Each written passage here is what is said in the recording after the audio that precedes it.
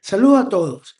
En primer lugar, me siento honrado y agradecido con la invitación del Hospital Clínica del Este a participar en esta jornada académica conmemorativa a su cuarto aniversario, el cual lo felicito con estas iniciativas.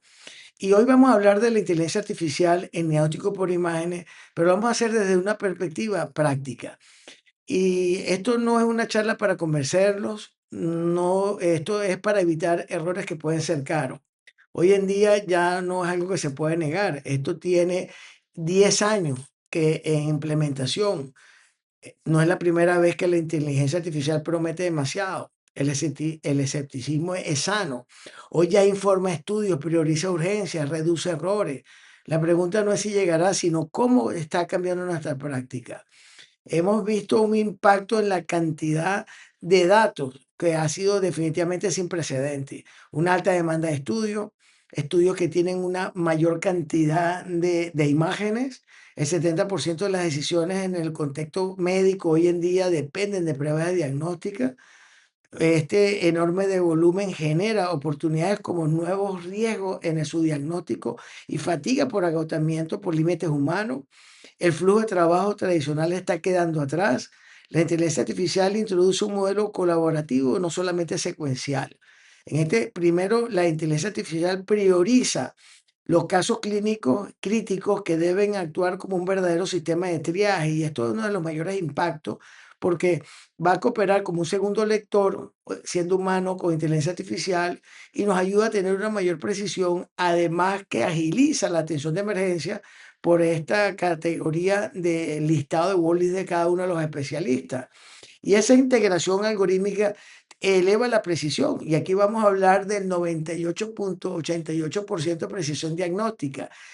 Esto es otro dato interesante. Hoy en día la inteligencia artificial debemos evaluar su métrica de sensibilidad y especificidad para lo mismo. Y en esto vamos a ir hablando del AUC. El AUC es un número que va de 0 a 1, donde 0,5 es tirar una moneda al aire y decir cara o sello. Obviamente, mientras más cercano a 1, mayor efectividad y eficiencia va a tener, sobre todo en la sensibilidad. Y entonces ha sido mayor precisión en la clasificación en enfermedades pulmonares, el 98,8%, que ha venido desarrollándose prácticamente desde el 2020 para neumonías, para tromboembolismo pulmonar, para caracterización de traumas abdominales, en hemorragias cerebrales, en procesos de stroke. Y las redes neurales profundas, que es donde ocurre verdaderamente la magia, no en el Machine Learning, sino en el Berlin, esto nos permite a nosotros tener un modelo híbrido, tener una cooperación entre radiólogos con la inteligencia artificial para tener mayor consistencia que trabajarlo de manera aislada.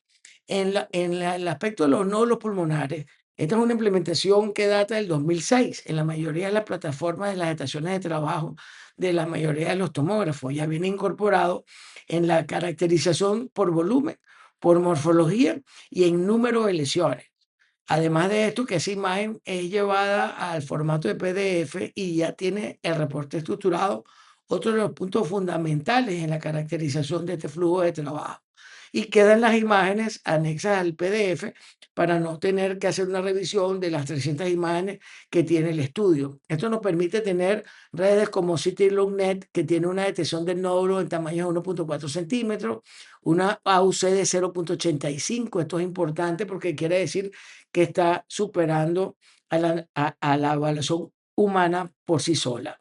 En el cáncer de mama, definitivamente el modelo híbrido ha demostrado una mayor precisión y de hecho la inteligencia artificial sola, sobre todo en las imágenes de pesquisa, que es realizada por médicos integrales, radiólogos, no solamente por expertos en el área de mastología, ha sido superior y se ha equiparado con los especialistas senior y obviamente están por encima del radiólogo solo. Esto nos da un índice bajo la curva de 0,8, igualando la precisión de los radiólogos experimentados.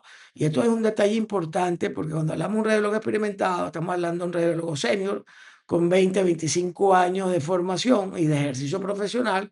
Y si esta data la pasamos a los médicos que están, digamos, junior en menos de 5 años, obviamente vamos a tener una mayor precisión, una mayor caracterización de las lesiones y un impacto de manera en la reducción de falsos positivos y biopsia innecesaria. Y cuando hablamos de biopsia innecesaria, muchas de estas plataformas, sobre todo mama, tiroides, están orientadas definitivamente a disminuir esa biopsia innecesaria, porque tiene un impacto negativo en el sector de salud. En áreas de abdomen hemos tenido plataformas en donde podemos detectar lesiones por debajo de 10 milímetros. Y esto es importante porque las lesiones pancreáticas generalmente tienen un retraso en su caracterización.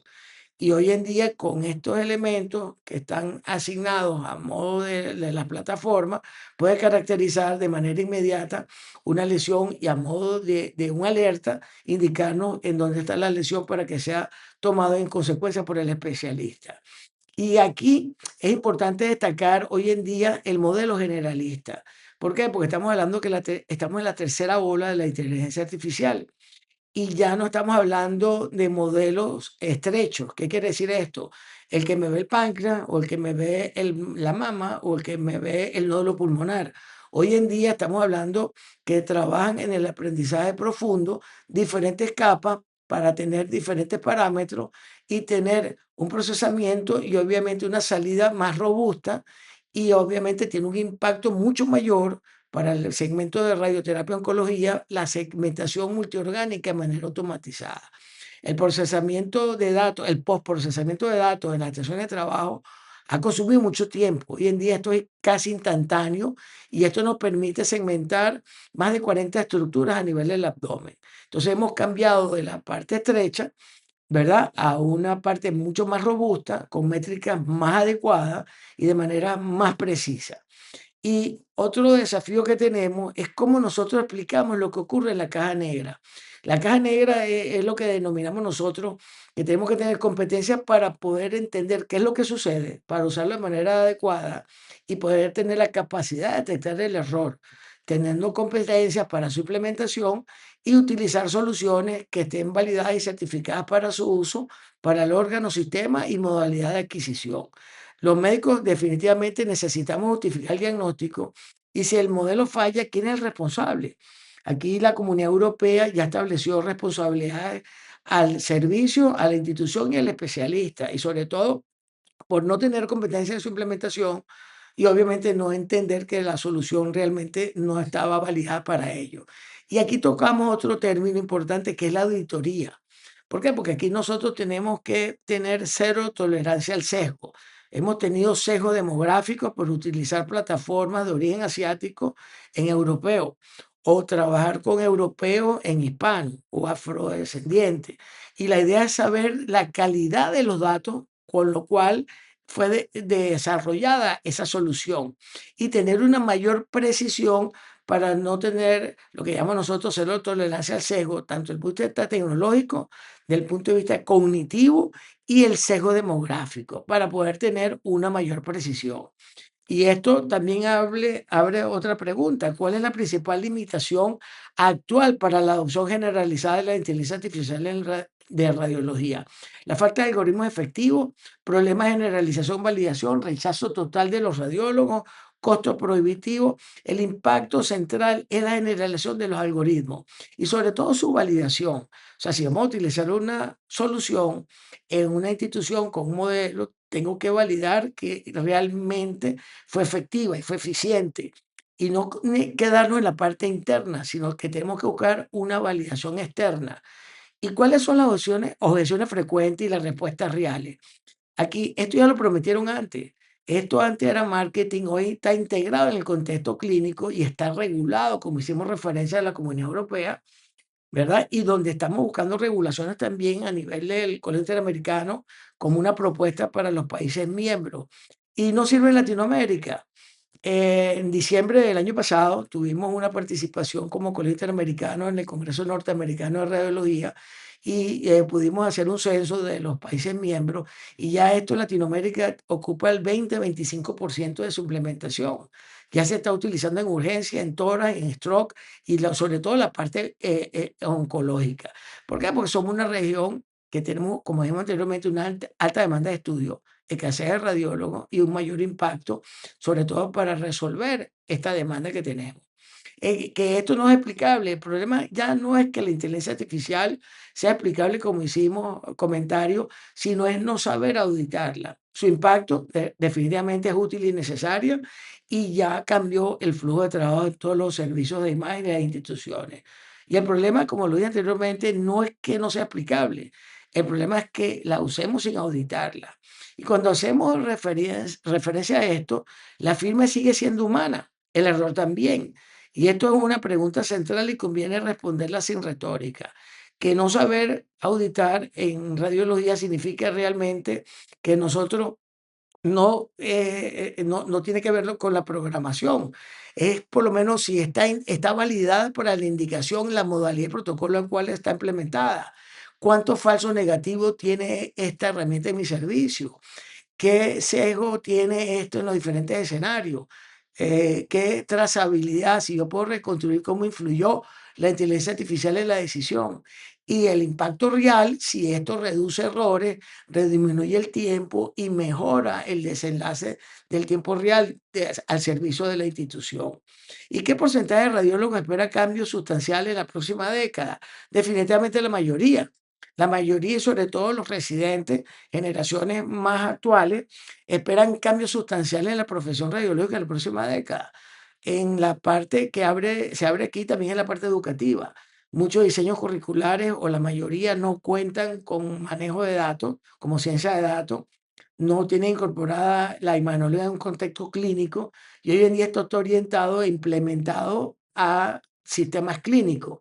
Nosotros empezamos en el 2015 a hacer volumetría cerebral conjuntamente con el posgrado de psiquiatría y hemos tenido una buena experiencia, pacientes con volumetría para pacientes con esquizofrenia, trastornos obsesivos compulsivos, trastornos bipolares, y nos ha sido útil en la caracterización de los surcos usando diferentes plataformas a través de un servidor externo y donde obviamente el nivel de respuesta está por debajo de los 8 minutos. En el 2020 tuvimos el apoyo de la alcaldía de Sao Paulo de Brasil a través de Huawei y Siemens y pudimos utilizarlo en el proceso de afectación por COVID. Nos daba automatizado el porcentaje de COVID, además del porcentaje de afectación pulmonar por lóbulos y por segmentos pulmonares. Esto nos fue bastante útil en la gran demanda que tuvimos de estudio, nos aumentó nuestra precisión, además que teníamos la volumetría de manera automatizada al caracterizar estas lesiones. Esto lo utilizamos también posteriormente en los pacientes secuela COVID y actualmente lo utilizamos en los pacientes con fibrosis usando inspiración, expiración y volumetría total. En mamografía empezamos en el 2021 caracterizando con señalización de contorno, con mapa de color. En las soluciones de inteligencia artificial vamos a tener muchos los marcadores con mapa de color de aspecto cromático que no son aleatorios. En este caso nos daba el mapa de color, obviamente de benignidad, malignidad, y nos da un porcentaje de un 84% de que esta lesión es sospechosa. Nos da la categoría de la cerra de la densidad mamaria con una categoría C, heterogéneamente densa. Esto igualito es de menos de 3 minutos externo. En el 2023 tuvimos la oportunidad de tener otra solución de la cual participamos como anotadores, en donde de manera instantánea nos señala en mapa de color que es una masa benigna, en cuadrado nos dice, o rectángulo nos dice que son calcificaciones, nos da el BIRAT, nos da la categoría de la densidad mamaria, nos da, esto es un dato interesante, nos da la calidad técnica de la mamografía y nos da la alerta que estos resultados requieren confirmación por parte de un médico. Tenemos otras plataformas que se utilizan de manera automatizada, porque eso es la inteligencia artificial. Automatiza un proceso para hacerlo mucho más rápido y más efectivo y obviamente quedando responsable del radiólogo qué medidas toma, si las toma en consecuencia o las aísla. Se trabaja con las herramientas que tenemos en las estaciones de trabajo de lupa, de magnificación, en monitores adecuados para mamografía y radiología. Lo ideal serían monitores de 5 megapíxeles, que hoy en día se acepta también de 4K. Nosotros hicimos una presentación en el Congreso Nacional de Radiología con 1000 mamografías, con una concordancia del 90% en el BIRAT, y donde más heterogeneidad los resultados tuvimos es con la densidad mamaria. Y esto coincide también con los resultados del Colegio Americano de Radiología, en donde obviamente tenemos la densidad mamaria es un obstáculo para caracterizar de manera adecuada muchas de las mamografías. En ultrasonido mamario y tiroideo hemos tenido desde el 21 igualmente una solución en donde se obtienen dos planos ortogonales. Tenemos la categoría por un diagrama, tenemos el mapa de color que nos indica que es una lesión probablemente maligna. Esto se coloca el clic, automáticamente me genera el reporte, el pre-reporte para ser caracterizado. Y nos permite con esos dos planos ortogonales, igualmente en tiroides, que tiroides, utilizando el reporte estructurado del TRAT, son puntos por cada lesión. Y en tiroides eventualmente tenemos varios nódulos y eso consume tiempo. Y el hecho de poder trabajar en la estación y colocar los dos planos y que me indique el puntaje y me indique el mapa de color y me está indicando que no requiere biopsia por su caracterización, obviamente disminuimos las biopsias necesarias y obviamente aumentamos nuestra precisión. Este trabajo también lo presentamos, esto nos permitió no solamente cubrir la parte asistencial, sino docente y de investigación con los residentes, además de que es una herramienta que trabaja instantáneo y nos ha disminuido bastante el tiempo y obviamente aumentando nuestra precisión. Posteriormente empezamos a trabajar en lo que llamamos las imágenes oportunistas. ¿Qué quiere decir esto? Hoy en día tenemos la obesidad como un problema también importante. Trabajamos conjuntamente con cirugía bariátrica y su unidad metabólica. Determinamos la densidad ósea en L1, si está por debajo de unidad Gonfield, es un componente de disminución de la densidad de la misma. El índice hepatoesplénico para caracterizar la enfermedad esteatóxica asociada a infusión metabólica, consecuencia de la grasa visceral y su relación con la grasa subcutánea y el impacto que tiene la sarcopenia no solamente por lo que vino el paciente, que era una hernia hiatal. Esto nos permite extraer datos de volumetría y densidad del páncreas. Hoy en día, por volumen y por coeficiente de atenuación, podemos decir que está asociado a diabetes. Y obviamente, si tengo la hipoxia visceral, puedo tener riesgo de lo que anteriormente llamamos esteatosis hepática, o hoy se llama enfermedad esteatóxica asociada a difusión metabólica, y la volumetría más allá de una medida por un solo sitio, entendiendo que hay redistribución segmentaria en los pacientes con cirrosis. La determinación de la adiposidad visceral por volumen, entendiendo antes de una cirugía o antes de un tratamiento farmacológico, en este caso tenemos 4.300 gramos, 4 kilos 300 gramos de adiposidad visceral, entendiendo que esto es un estado proinflamatorio crónico que está asociado a diferentes tipos de cáncer y es una medida, digamos, referencial para la respuesta al tratamiento. Y sobre todo, la respuesta en el impacto de respuesta metabólica, tanto en páncreas como en hígado, que son reversibles en primer orden en el hígado que en el páncreas. Posteriormente, también lo hicimos como un protocolo metabólico en ultrasonido, llevando esta medida. Por tomografía determinamos la hipoxia visceral, la enfermedad esteatóxica asociada a difusión metabólica, la sarcopenia, la ortoesclerosis y la osteopenia.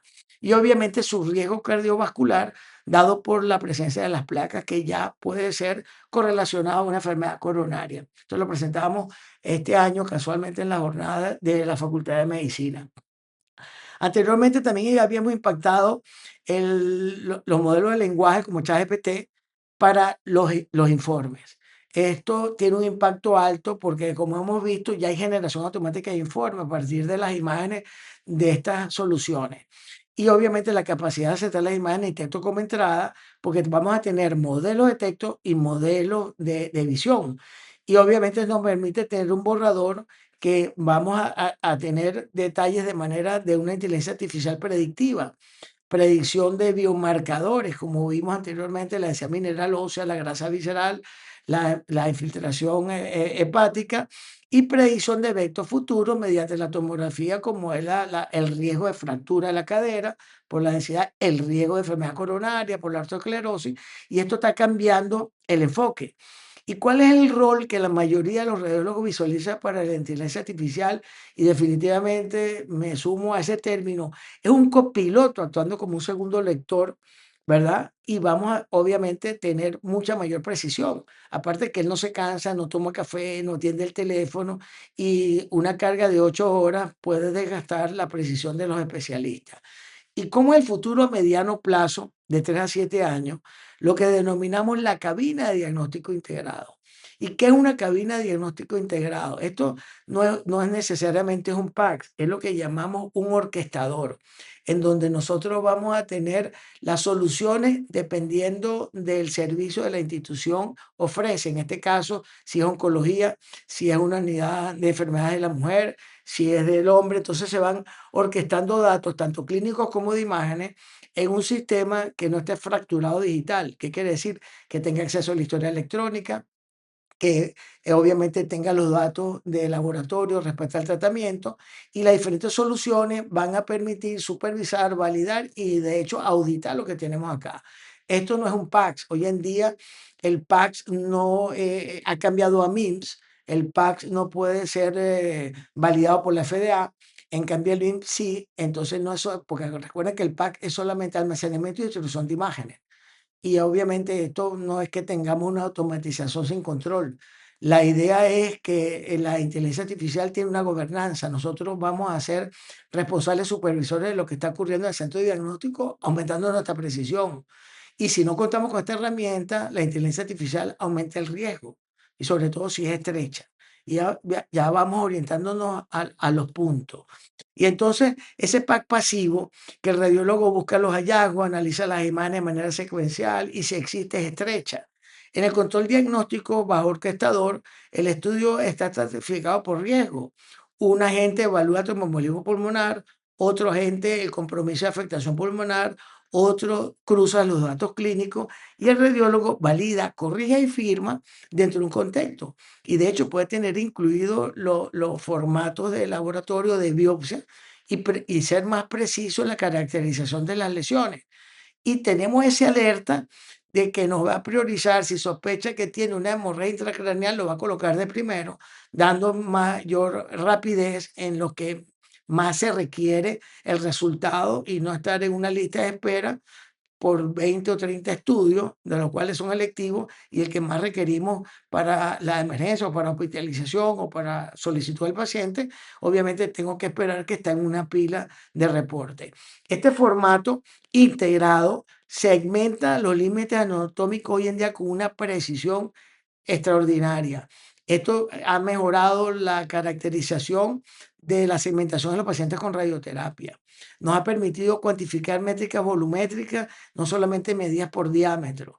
La mayoría de las fases oncológicas son todavía por diámetro, por no contar de manera transversal con este tipo de herramientas. Nosotros lo estamos proponiendo por volumen y nos permite tener una detección temprana de los hallazgos críticos. Además que podemos hacer fracciones de eyección en resonancia o tomografía utilizando la data. O sea, teniendo esta data es mucho lo que se puede hacer. Nosotros hemos diseñado una arquitectura de un sistema local y esto es importante porque no vamos a depender del Internet, lo vamos desarrollando nosotros y en este caso desarrollamos con modelos tanto por computadoras personales y utilizando como extensión visual modelos de visión y para la computadora modelos de texto.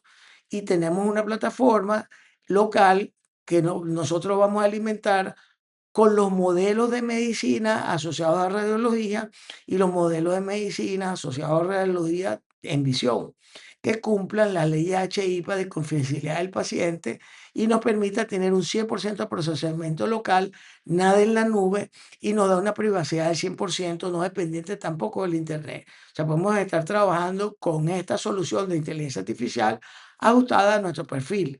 Esto nos permite la captura del hallazgo, ¿verdad? A través de la imagen que nos interesa, nos va el GEMA 4 es el modelo de visión que estamos utilizando ahorita. Esto me da una transferencia de datos y me redacta el reporte. Esto nos permite tener una precisión terminológica al 100% y una disminución importante del tiempo sin ningún dato expuesto. Además de que cada vez que estamos alimentando, aumentamos nuestra precisión con la caracterización de las lesiones. Si lo comparamos con el modelo tradicional, ¿verdad? Vamos a tener referencia inmediata a los RAT como nomenclatura de reporte estructurado. Los circunscribimos exactamente al el Colegio Americano de Radiología, la Sociedad Norteamericana, la Sociedad Europea, las revistas asociadas por el Colegio Interamericano de Radiología. Hacemos un 100% de procedimiento local, ¿verdad? La bibliografía está garantizada bajo el modelo de análisis y bajo donde él va a utilizar la data. Esto nos permite utilizar la data de estas revistas recientes y esto nos permite optimizar flujo de trabajo y obviamente no es algo que impacte en manera en costo porque lo estamos realizando nosotros mismos. Entonces tenemos sensores multimodales, cumplimos las leyes HIPAA en caracterización de lesiones y en el caso de mama, utilizamos la última versión B2025 para caracterizar la mama.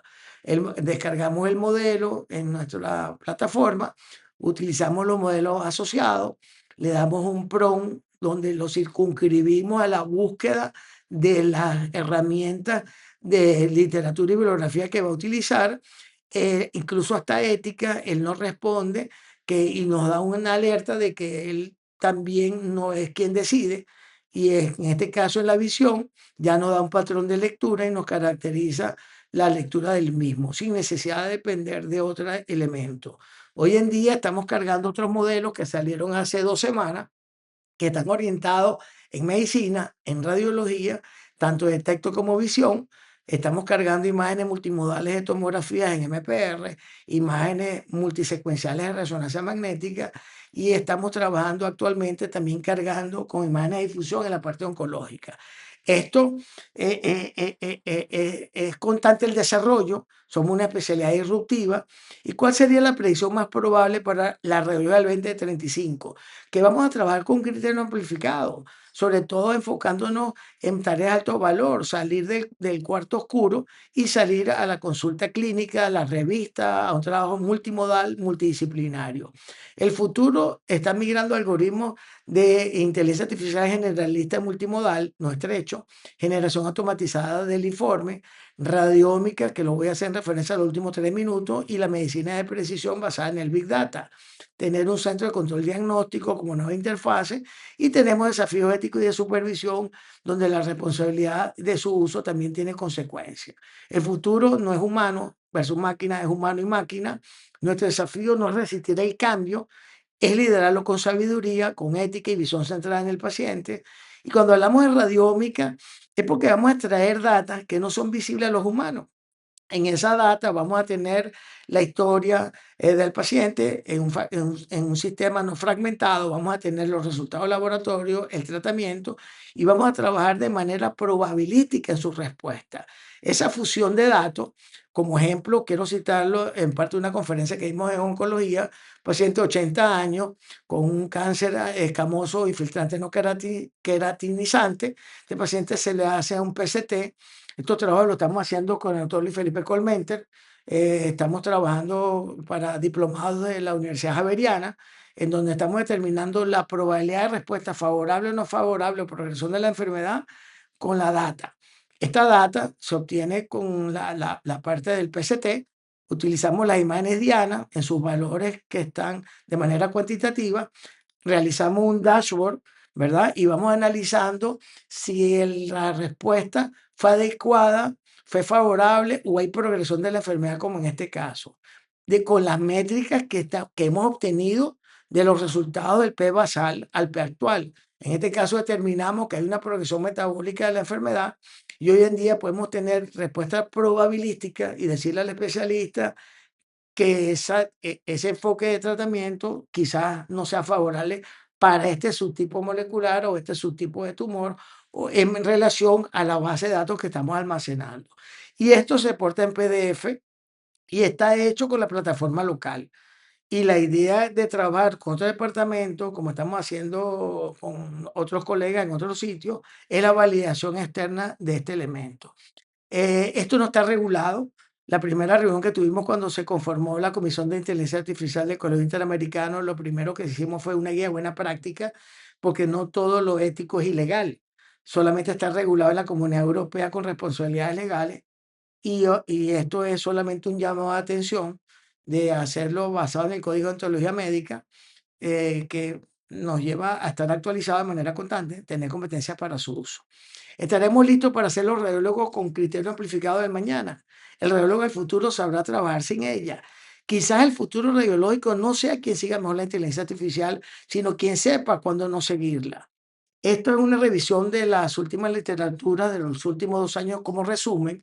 Definitivamente hay un desempeño en las métricas de la inteligencia artificial por encima de los médicos radiólogos, incluso promedio, tener un mayor incremento en la precisión de nódulos pulmonares.